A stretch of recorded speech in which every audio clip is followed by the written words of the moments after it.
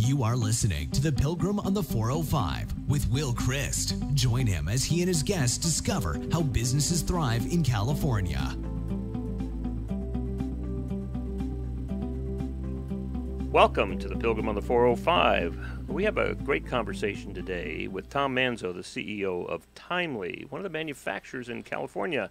And on the way up to the show today, Tom was pointing out to me the door frames that Timely has created that are in this building. So welcome, Timely. Welcome, Tom, to the show. Thank you, Will. Thank you for having me on the show today. So tell us about Timely. Timely Industries, we're a manufacturer when we manufacture pre-finished steel door frames. Timely's been in business since 1971.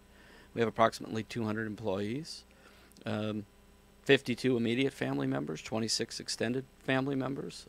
We have some employees that have been with us for as long as 37 years, and the average is about 25 years.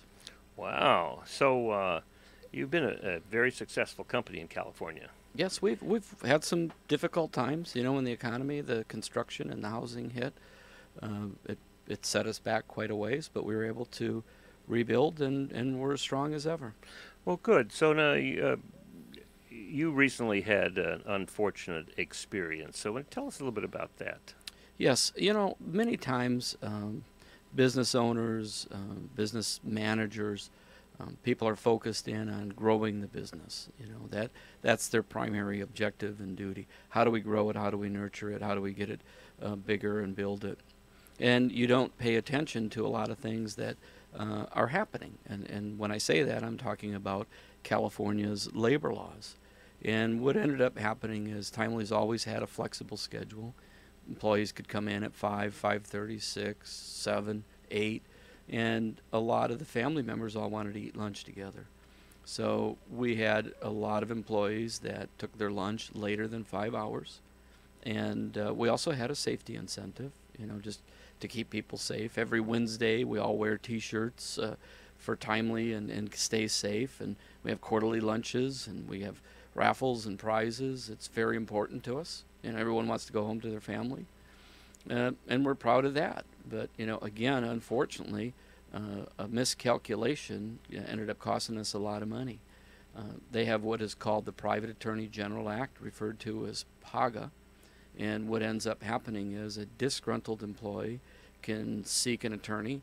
The attorney right away will say, "Let me see your paycheck." And they will look at it. Well, what's this for? What time do you punch out? What time is your lunch? What time is your breaks? What's the policy of rounding up and rounding down? And once you get into the trap of a PAGA lawsuit, it's very, very expensive. To put it into perspective, for Timely, it cost us $1 million. Right. And that comes right out of the bottom line. Right out of the bottom line. And that could have been spent on, employee raises. It could have been spent on future projects. It could have been spent on a number of things, and unfortunately, a lot of that money ends up going to the state. It goes to the attorneys, and the employees get very little. Well, so let's talk a little bit about what that how that came about. So in 2004, they passed a law, the Private Attorney General Act, and what it is if there's labor law violations, an employee could go to an attorney, and the attorney becomes the person that is responsible to enforce the labor law, because the Labor Department did not have enough employees to enforce labor law violations. And when they do that, the PAGA allows them to form a class a lot easier than a regular class action lawsuit. So that employee then can represent all of the employees, whether they want to be represented or not. To put things in perspective, if you take a look at the recent Uber case, because they were misclassifying their employees as independent contractors, turns out that they're not, and that's still a debate. But each of the drivers got $1.08 each. That was their take on this lawsuit. The attorneys got $2.5 million.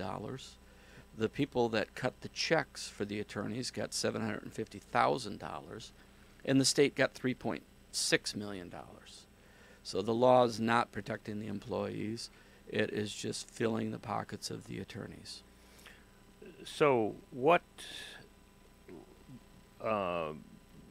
Timely was vulnerable.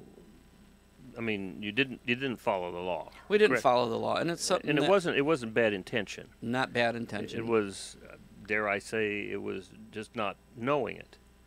Or you didn't know that? It's not knowing it, but it's a lot of the labor law digest, and again, California's labor law digest is 1,060 pages. Not everybody's going to understand it, Right. and it doesn't always work in every application. A lot of businesses out there, people like to start early, and if they start early, they don't necessarily want to take their lunch at 9 or 10 o'clock in the morning. Right. There's a lot of companies that like to say, hey, if I skip a break, can I go home early? Can I do this because I want to go see my kid's ball game? And this flexibility is really taken out of the equation. And I think companies know what's best a lot of times for its employees, especially smaller to medium-sized companies. And I think so many times people are just put into this group of if it's a business, it's like a giant billion-dollar corporation, and most of them are not. Right. Right. Well, the overwhelming number of companies in America are small companies, right? Correct. And so what in part what do you see? I guess the question is what do you see the answer to this? I mean, what did you learn from this experience? Oh, I learned a great deal. First off, I realized, I spent 100% of my time trying to do what I thought was right, and I missed one, and I feel bad about that because it cost the company $1 million. A lot of people refer to it as the $1 million education. And what I did is I ended up reaching out to a lot of our local political leaders, a lot of local business leaders, and most people didn't even know what a PAGA lawsuit was. The only ones that did know was the ones that were hit with a PAGA lawsuit. And I reached out to a lot of trade groups, and unfortunately, some of those are a little bit more political, and they don't understand, these labor laws and what's going on. So I decided to form our own trade organization, the California Business and Industrial Alliance, and we decided that we are going to focus on labor law reform because sometimes what's good for certain people isn't good for others, and you cannot have a one-size-fits-all when it comes to the state of California. I mean, think about all the different industries, everything that's out there. I think in today's day and age with technology and the way it is, businesses need to have a little bit more freedom, and the more they're constricted, the more businesses are going to not be able to survive. Well, so how do you understand how the PAGA law came to be? Was this something that businesses requested, or no, this labor requested? No. I believe labor was actually behind it, and this was something that Gray Davis had passed apparently on his way out. And maybe at the time, I think sometimes laws are passed with great intention, but they're very, very complicated. That's the one thing I realized when I looked at that. And what the California Business and Industrial Alliance did is we got together with a gentleman named Rich Fry from Epstein Becker Green, and we put together a group of attorneys from other employment law firms and said, can you work with me? Can we all work together and try to write some legislation that makes sense? And again, a lot of the legislation in the labor law arena, it's very complicated. And I think most of the time the only ones that understand are the attorneys. And it puts all business owners, all businesses, all sizes at a disadvantage. So the disadvantage then could be seen as I don't understand it. Correct. And so having a clear understanding of what the labor law is might lead to people complying with it in ways that they hadn't thought about doing before. Correct. Or it might lead to conversations about how do we change this, how do we reform this, right. to make this. truly fit the needs of labor. And that's exactly what we're trying to do. I mean, we've hired a lobbyist up in Sacramento, and we've started the negotiations with labor, the DIR, the governor's office. You know, we're trying to put a bill together this year. But you're absolutely right. The discussions need to start. I reached out to the state and I said, hey, this law started in 2004, and I would like to get all the data on it. I'd like all the information, all the suits, everything. And they said, well, Tom, this is going to cost money. And I said, that's fine. I'll pay it out of my own pocket. You just tell me how much it is. They finally got back about 3 weeks later, and they said, okay, it's $2,300. We only have information from September of 2016 through September of 2017 when I requested it. So I said, well, what happened to the other 12 years? We didn't keep track of it. So the state actually passes a law that the attorneys are allowed to enforce labor law violations and did not keep track of it for 12 years. So, Will, you're absolutely right. Discussion needs to start with all parties. You know, maybe we're trying to pass too many laws. I mean, this year, just labor laws. I'm only talking about labor laws. That's what our focus is going to be. There's 42 that could be on the books. And when you go to understanding, you know, the labor laws, just to give you an example, if you're in the movie industry and you work past midnight, you're required to have a warm meal. Not just a meal, a lunch break. It has to be warm. If you have a business and your restroom is colder than 68 degrees, that's a labor law violation. How many people are going to be aware of that? If that were to happen, that disgruntled employee could say, hey, the bathroom was 65 degrees, go to see an attorney. That's a labor law violation, could turn into a PAGA lawsuit, could turn into a class action lawsuit, which ends up going back 4 years. Well, so help me to understand, what's the dynamics of a business owner operating in California? How do they come to understand what these laws are? I think business owners and the goal of our group, and we call it CABIA for the California Business and Industrial Alliance, the goal of our group is to be the voice of the business owners, focusing on labor law reform. And the reason I say that is because I think most business owners just are not aware of these laws. They focus on their business, growing their business, and they do need to spend a little bit more time focusing on the laws that are being passed. Well, not to make it personal, but the $1 million that you spent, if you could roll the movie back and somebody said to you, I'm willing to work for you to be a full-time expert in labor law, would you have spent a portion of that $1 million on putting them on? Yeah. Knowing what you know now. Yeah. Oh, it probably would have saved us a lot of money. Yeah. But you know, again, as I talk to more and more members of our organization, and I talk to more and more people that have been affected by a PAGA lawsuit, there are some very large companies who have been hit that has HR experts. They have in-house legal counsel. I have one example for you. There's a company up in Sacramento, and their paycheck stub had the wrong employer identification number. Okay, so the badge number that they would punch their time card with and the check were different. It turned into a class action lawsuit. No harm, no foul, but it's going to cost that company probably $1 million. So this would be a place where there needs to be a conversation, some reform. Some reform, and it can't be the issue. And I tell everybody and over again, we have to get away from the whole politicalness. You know, this isn't a Democratic problem. It's not a Republican problem. It's a California issue. It's a California business issue. And the ones that are really taking advantage of everybody are a lot of the trial attorneys. This is no different than the ambulance chasers. This is no different. And somebody needs to draw a line in the sand, and I did not see anybody willing to do that. And that's why I said this is it. It's time to make changes and do what's best for for California. And to me, that suggests that it's not Sacramento doing this to us.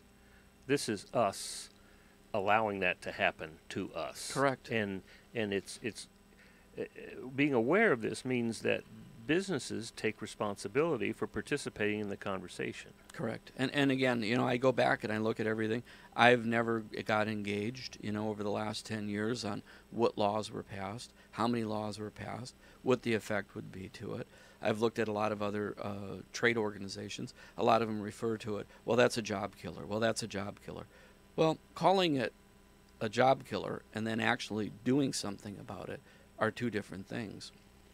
And exactly what we talked about earlier, Will, before the show started, is the conversation needs to start. We need to be willing to say, let's sit down and talk with labor. Unions are going to be a part of California forever. Mm-hmm. They're here to stay. Let's at least have the dialogue together. The only issues that I do have is if you have a collective bargaining agreement, you're allowed to take lunches late. You're allowed to work without taking lunch. You're allowed to work without taking breaks. That's a fact, And I don't understand how labor can have such an influence on a labor law digest that they don't have to follow. 15% of the workforce is unionized. Half of that would be federal and state workers. So you got 7% kind of telling the other 93% what to do. I don't see that as being fair either. And it seems to me that at least what I discovered, like I was mentioning to you, what I discovered in the last election was that it was time for us to wake up. That there were enormous numbers of people who believed they weren't being heard. And that's what I'm hearing from you now is that there are a large number of small business owners in California, and I'm not convinced that it's not that they have not been heard. It may be that they have not been in conversations where their words are effective. Correct, and I would agree with that. And again, we need to really look at a lot of the laws that are in the book, and instead of adding to them, let's start reforming them so they're a little bit simpler, a little bit less complicated. Because the more complicated they are, the more you're going to open yourself up to lawsuits, frivolous type lawsuits. Well, right, and now I'm assuming that the intention of the lawmakers in passing these was to provide a better working environment for the employees. I would agree with that, but I think, again, if it's not analyzed well enough, laws could be being passed that could end up hurting the employees, which you're trying to protect. Oh, okay. And part of that then becomes a place for, I don't know how you really talk about it, what you say, but it becomes, that company becomes vulnerable to a disgruntled employee, and it really doesn't wind up helping the employees because presumably, in many cases, the employees were happy with the way that it was working. Correct. Right? In your case specifically. Correct. So it seems to me that there's a place for education, there's a place for conversation, and there's a place for reforming and producing laws that will enable all stakeholders to Correct. to benefit and to observe the laws. So when I ended up reaching out to the state and I got the list of everybody that had been sued, in 1 year it was over 8,000 companies. And the 8,000 companies, which really shocked me the most, were a lot of nonprofit organizations that help people. And I'm talking Salvation Army, Goodwill Industries, San Diego Humane Society, Children's Home. How do folks like that get hit with a PAGA lawsuit? What attorneys would take on a children's home that has a total of 2 houses and help out youth between 13 and 17 and a half? What type of person would do that? And unfortunately, our laws are allowing attorneys to do that, and we need to stop it. And the bigger companies, You know, Apple's on the list, Google's on the list, Amazon's on the list. We ran a full-page ad, and we told Amazon, don't come to California because of PAGA lawsuits. And everybody was like, wow, I can't believe that. You know, everybody wants Amazon here. What are you trying to do, Tom? We're trying to raise awareness. PAGA, or the Amazon fulfillment centers in 1 year, 17 of them were hit with PAGA lawsuits. So they've got people that are going and delivering and things like that.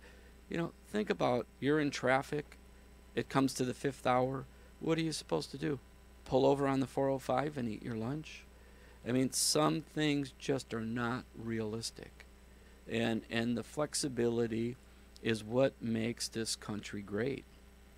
The hard work, the hours and putting in the time, that's how you grow, that's how you develop. And employers now are afraid of things like if you work past 10 hours. If you have an employee that works past 10 hours, they have to take a lunch. They can waive the lunch. How often do they got to waive the lunch? Once a week? Once a day? If they work past 10 hours, you got to give them a third break. You know, how many employers know that? Hey, we're really busy this week. We could use some help. The guy wants to work 10 and a half, 11 hours. He doesn't want to take his lunch. He doesn't even want to take a break. He just wants to get the job done and get out of there. A lot of good questions. Can you stick around for a little bit and we go in a little bit deeper detail into how and what we can do to change this? I'd love to have the opportunity. We'll be right back after a short break. Thank you you. from our sponsors. Wow, very powerful.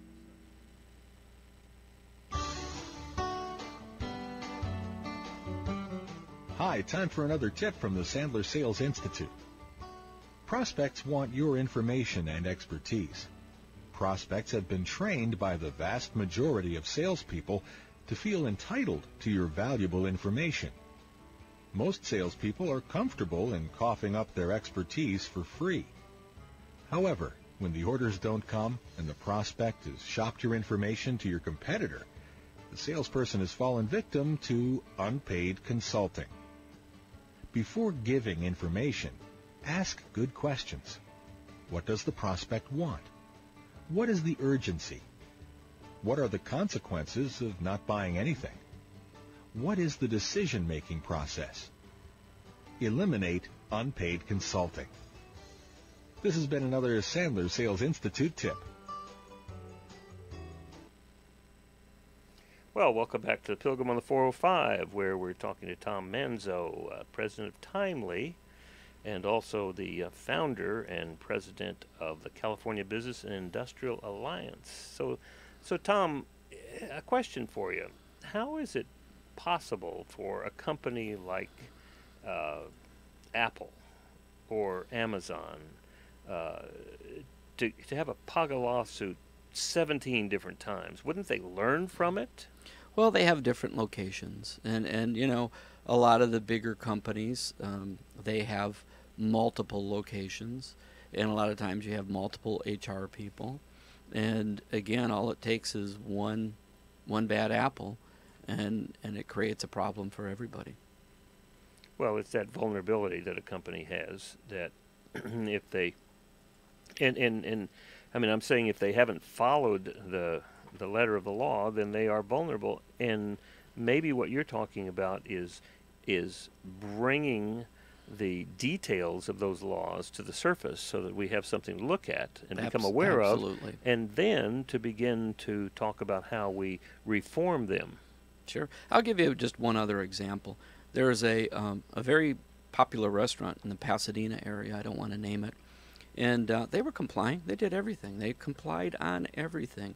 And a gal was there, and she was taking her lunch, eating her lunch, and a customer happened to walk by.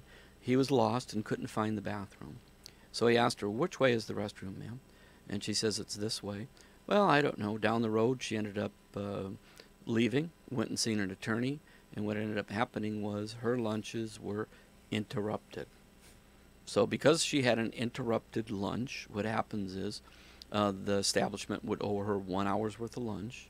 Then you have penalties because the paycheck becomes inaccurate. The first check is $100 penalty. The second one is $200 penalty.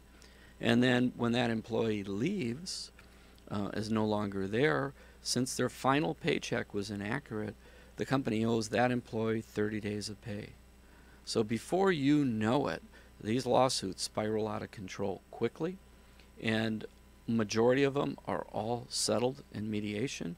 Nobody wants to go to trial with these because they know it's a loser. So what do you suggest is a solution? Well, right now what we want to do is we want to approach all the businesses. We want to educate them. We want them to know these are the things that you need to avoid.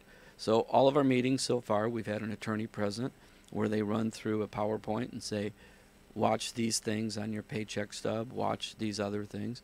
If anybody wants to ask a question, they can ask us. We're also trying to educate through the media, radio stations like yours. Thank you very much. Ads, op-eds. We also are doing that with our lobbyist up in Sacramento, who's trying to educate a lot of our local politicians, our local leaders. So what would be helpful to you in Orange County, approaching and educating businesses? Is this something that businesses are interested in? Well, I think a lot of times they don't understand it, and they're not as worried about it. And if we go to some of the smaller businesses, what ends up happening is they just don't have the time to do it. But I'm encouraging all business owners, take the time. We all need to get together. We all need a single voice, and we need to start the dialogue with our legislators. It has to be done. I've had a guy call me that has a small trucking company. He has 5 employees, and he's in the middle of a wage and hour lawsuit because he had no way to prove that his employees took their lunch. They didn't have a time clock in the semis. They didn't have a way of punching in and punching out. You think about all the drivers, all the semi-drivers, and they're standing in line. It could be a 2-hour wait until they actually unload. Are they supposed to stop and take their lunch? There has to be exceptions to the rule. And labor shouldn't be the only one that has those exceptions to the rule. Well, it sounds to me like there's one part is the conversation with representatives from labor, from business, legal profession, and politicians to attempt to have a law that addresses the needs of all the stakeholders. Correct. Other than perhaps the attorney who's trying to maximize his earnings. Correct. All right. So the conversation for reform is one. What about education? How do we approach for instance, if we could roll the movie back, how would we have spoken with the trucker who owns the company with 5 employees? What would we have said to him? Yeah, we need to reach out to them, and we need to say, hey, these are the pitfalls. This is what you got to watch out for. We deal with some landscaping companies. They're members. They're out there mowing lawns. How are they supposed to keep track of it? Well, there's apps you can use on their phone. There's ways of calling in and making sure that they punch in and punch out. They take their breaks. They take their lunch. It's a difficult task, and we need to educate. We need to educate the employers. I've been going as many places as I can go. I'm scheduled to go to Fresno. We had a meeting in Irvine. We've been to Sacramento. So who are you meeting with in Irvine, for instance? We actually, Kimco Staffing, they're a member, and they were so gracious to allow us to use their conference room, and we had some members come by and potential new members, and again, we went through the education process. How many members do you have now? We're close to 100, and we're less than 1 year old. And so if there were a conference room, how big do you want? 30, 40 people, 50, as many that would want to come. Let's suppose you had a conference room that could put 40 people in it. What Correct. would you do? Well, the first thing we would do is we would have our attorneys present what you need to watch out for and educate them on PAGA if they haven't been hit with it. What they need to adjust and change immediately to avoid the bleeding from that side of things. So who would be your target? market to come to this meeting? Any type of business, business owners, human resources, professionals, operations managers, presidents, vice presidents, CEOs, anybody that's a stakeholder within a company. All right. So let's suppose you had the room available. How much time do you have these meetings? Our meetings usually last a couple hours, All right, two so and a half hours. All right. So you have 3 hours. And your target market is anyone having a business, like 10 to 250 employees? Yeah, All anybody. Right? And how would you suggest that we attract businesses to come together? Well, we did one in Bakersfield just a little bit ago. And in Bakersfield, we had probably 30-some people. And unfortunately, half of them were victims of PAGA. So a lot of people that are victims of the PAGA lawsuits are looking for some real change, because a lot of bills, a lot of things have failed. But I think part of that is because you need to sit down and talk to all the parties, and then we can go from there. Let's see how this all works out. So you have a group of people that have been affected by it that are looking for change. And then you have a group of people that just are not aware of it. They're just not aware of it. Some companies, if you got 50, 60 employees, they might not have a human resources person. Right.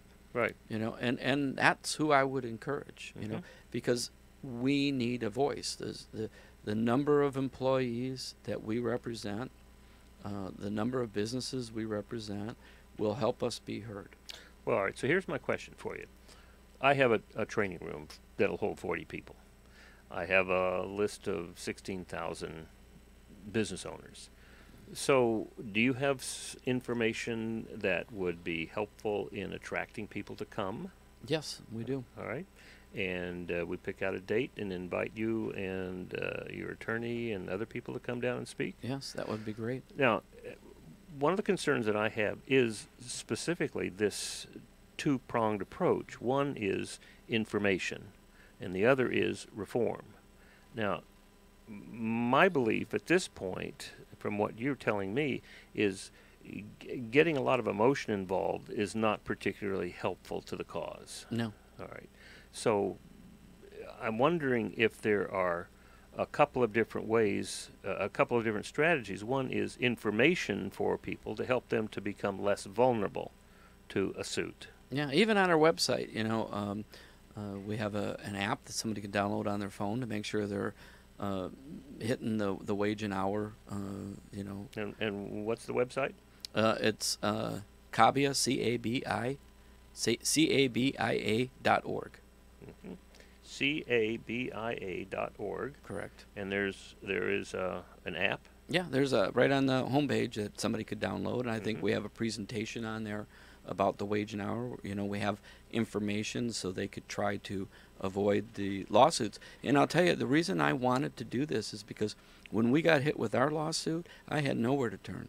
There was nothing. There was nothing on the internet. There was no legislators, politicians that were aware of it. And quite frankly, it's a nightmare to go through it. Anybody that's been through it, it is an absolute nightmare. And I do not want to see anybody else go through it. Right. So if I can help 1, 2, 3 people avoid these lawsuits, thank God. That's what I would say. Well, it doesn't make it,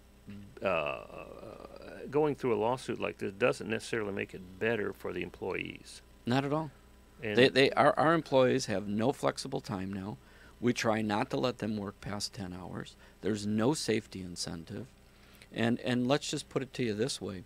So if we do give them a safety T-shirt this year, which we're going to, and we do give them a safety lunch this year, which we're going to, believe it or not, we have to take that amount of the T-shirt, the amount of the lunch, and we need to put it into their overtime rate and calculate it correctly so we don't get hit with another lawsuit. Yeah, right. Why, how is that law protecting any employees? I mean, that's the second step, right?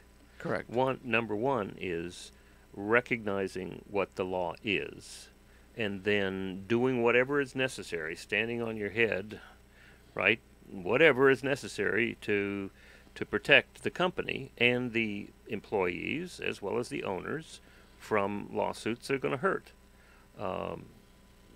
After we do that, then the second step is to examine those laws to see if they're actually achieving benefits for labor and benefits for owners. Yeah, and I mean, some of those laws in there are from the 1930s and 1940s. I mean, it's a different world right now. Absolutely. It's a different world. Absolutely. The landscape has changed not only in the last 50 years, the last 30, 20 years, the last 10 years, 5 years. It's dramatically different.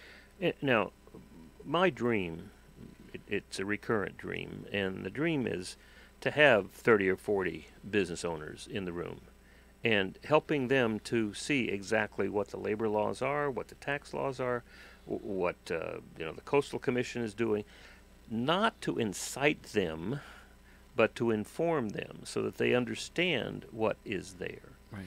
And then at the end of that, to say, this is where we are as Californians. Obviously, you have a choice. The governor of Texas will take your call at any time. I grew up in Texas. I know he will. If that's your choice, here's the number. Call him.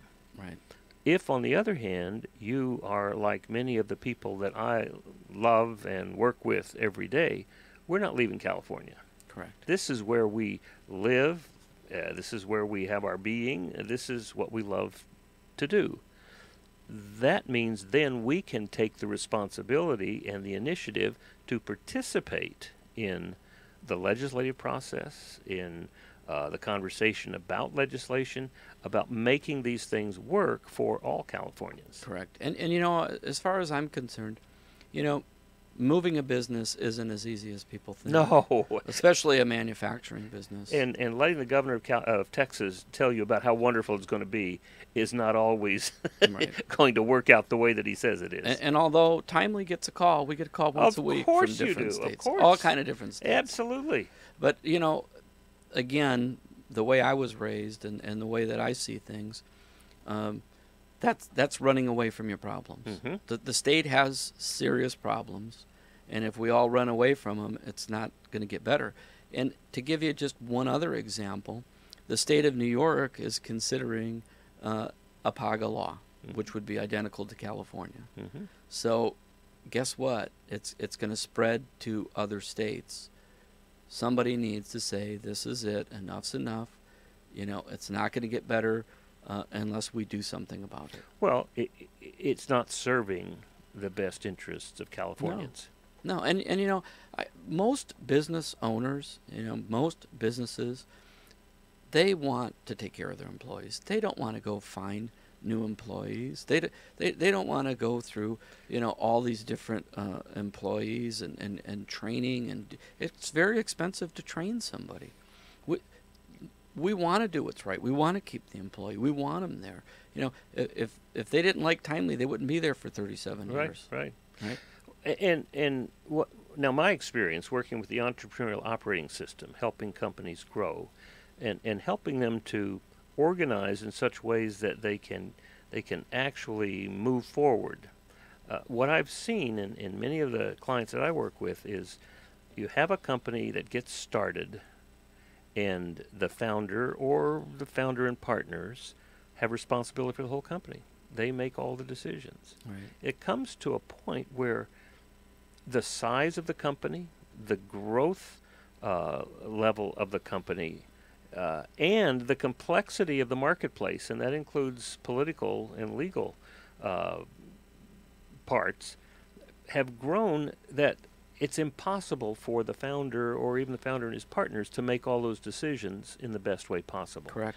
And that means we have to elevate and delegate. We have to find people who get where we're going as a company, who want to be there and are capable of doing that. And that means, we can certainly talk about it in terms of HR.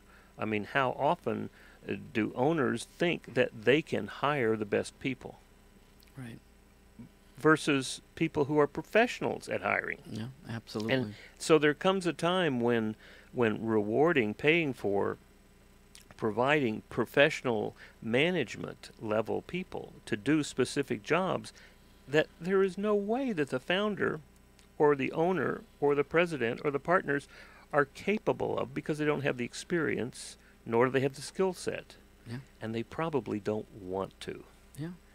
And so that's a piece that I hear you talking about, is there's a big chunk here for many companies where they really don't have the knowledge about, number one, knowledge about the labor law, and number two, the experience in learning how to protect themselves from the effects of that law. Absolutely. I mean, you're spot on with everything you just said.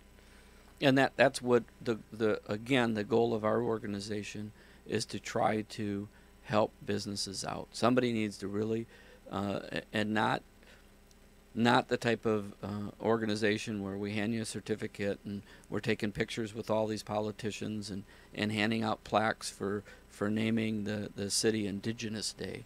You know, we're concerned about the businesses. Right. We're the ones that thrive. We're the ones that create jobs. You know, we're the ones that make this economy what it is, and people need to respect that and understand that. Well, if you were able to speak to business owners in Southern California, especially in Orange County, what would you say to them? What would you like them to do? Well, I think join our organization. How would they do that? That's one thing. Go to our website, cabia.org, and you can join. But also be active in the membership. You know, talk and come to meetings and tell us your stories, because then we can get those into op-eds and we can share the story with everybody in the state of California. Is there a fee for joining? Yes. Yeah. What's the fee? $1,500 is the membership fee. All right. You know, and we've had other companies give us more money. They've helped out. They've seen how far we've gotten in the short amount of time. Would it be helpful to have some of those people on the radio show here? Sure. There's a lot of, you know, there's a gentleman that just got hit. He called me last night down in San Diego. He's got a brewery. Seems like a nice guy. Been in business 25 years. He had a cook that decided to say he wasn't getting his lunches and breaks on time. Cook worked for him for 3 weeks, and it sounds like prior to that he did the same thing at another company. So how do you avoid these type of things? More people need to be aware of. It's a law that people are taking advantage of. Well, you give me the names, we'll invite them to the show. Sounds great. Is that fair? That sounds great. And also, you and I can talk about having a seminar in our conference room. Yeah, we would love to do that. We'd love to have the opportunity. Again, the first thing we need to do, it's going to take time to change laws. So while we're trying to change the laws, we want to educate so people don't end up in the same boat that Timely ended up in, absolutely. and that so many other businesses. How many members would you say you have in Orange County now? There's probably a good 30 members in Orange County. Good. So, you know, and it's just the stories that you hear. It's just so unfortunate, and the way that it changes the culture of the company. It's really even worse, and it's taking away.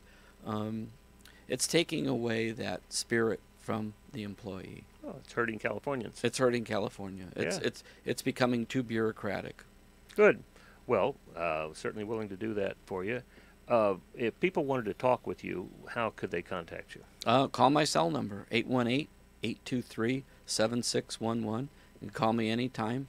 Tell us your number again. That's 818-823-7611. Good.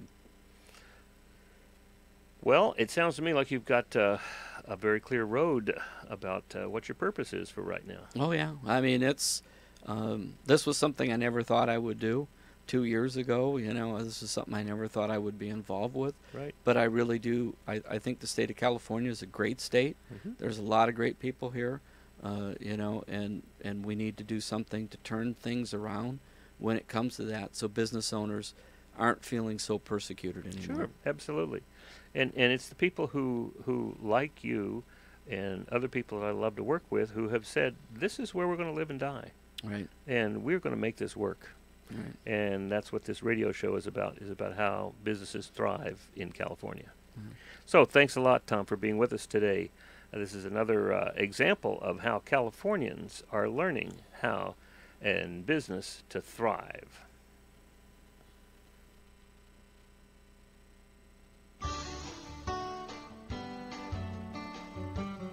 Hi, time for another tip from the Sandler Sales Institute. Prospects want your information and expertise. Prospects have been trained by the vast majority of salespeople to feel entitled to your valuable information. Most salespeople are comfortable in coughing up their expertise for free. However, when the orders don't come and the prospect has shopped your information to your competitor, the salesperson has fallen victim to unpaid consulting. Before giving information, ask good questions. What does the prospect want? What is the urgency? What are the consequences of not buying anything? What is the decision-making process? Eliminate unpaid consulting. This has been another Sandler Sales Institute tip.